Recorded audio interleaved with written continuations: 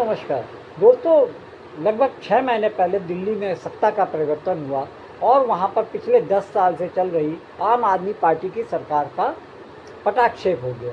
यानी कि केंद्र और दिल्ली में अब भारतीय जनता पार्टी की सरकार ही राज कर रही है।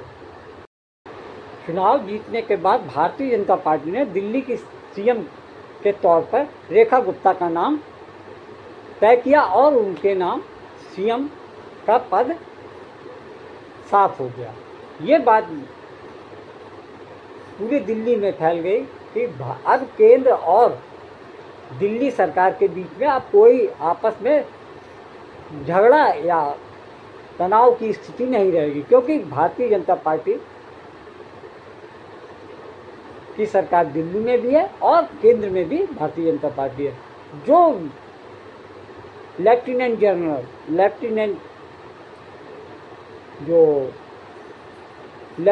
जनरल होते हैं वो केंद्र सरकार के प्रतिनिधि के रूप में काम करते थे। उन्होंने अब ये तय कर लिया कि अब रेखा गुप्ता और जीके सक्सेना के बीच में अब कोई तनाव नहीं रह गया। इन्हीं बीच में दिल्ली सरकार ने यह फैसला किया कि दिल्ली में 75 सीएम श्री स्कूल खोले जाएंगे जो कि अत्याधुनिक सुविधाओं से लैस होंगे। उसमें ये सिस्टम किया गया कि इसमें एक एंट्रेंस एग्ज़ाम लिया जाएगा, जिसके जरिए 5 के बाद कोई भी व्यक्ति 5वीं कक्षा के बाद कोई भी बच्चा इस स्कूल में परीक्षा देकर पढ़ाई कर सकता है। इस बात को लेकर पिछले महीने 25 सितंबर को एक एंट्रेंस एग्ज़ाम हुआ और उसमें एक बच्चा 11 साल का बच्चा जन्मेश सागर ने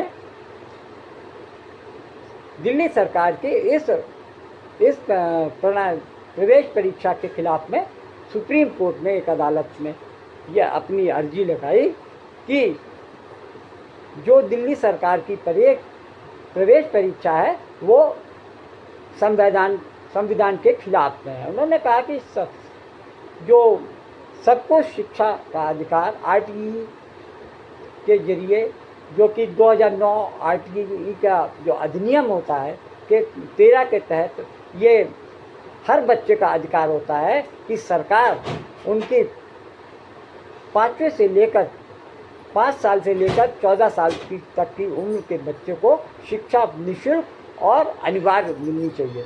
इस बात को लेकर ये बच्चा सुप्रीम कोर्ट पहुंच गया। इस बात की काफ़ी चर्चा हो रही है कि एक 11 साल के बच्चे ने दिल्ली सरकार के जो सीएम श्री स्कूल की प्रवेश परीक्षा को लेकर सरकार को कटघरे में खड़ा कर दिया है।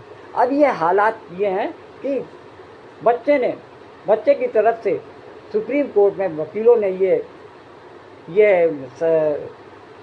सुप्रीम कोर्ट में के जजों के साथ में ये मांग रखी है कि पहली बात तो इस प्रवेश परीक्षा को रद्द किया जाए और दूसरी बात ये है कि सबको हर बच्चे का अधिकार होता है और सरकार की जिम्मेदारी होती है कि 5 वर्ष से लेकर 14 साल तक की उम्र की शिक्षा व्यवस्था सरकार की अनिवार्य जिम्मेदारी है। तीसरी चीज़ ये कि उस प्रवेश परीक्षा के तरह को आगे के लिए समाप्त किया जाए और जो प्रवेश लॉटरी के जरिए हो, ना कि प्रबंधन स्क्रीनिंग सिस्टम के जरिए।